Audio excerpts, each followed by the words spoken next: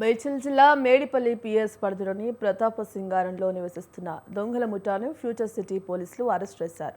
నిందితులు Tejasri home, Manjushree meadows కాలనీలోని అద్దెకు ఉంటూ దొంగతనాలకు పాల్పడుతున్నారు. పక్కా సమాచారంతో చేవెళ్ల పోలీసులు వారి నివాసాలపై దాడులు నిర్వహించారు.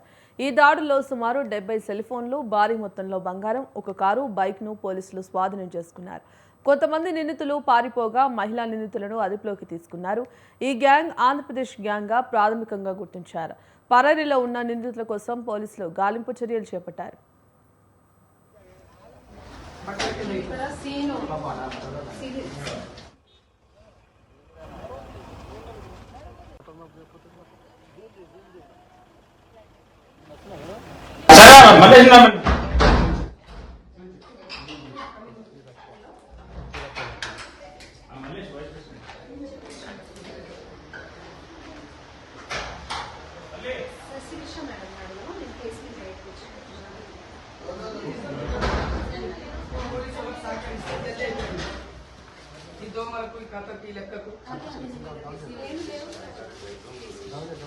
బట్టల నడమ అన్ని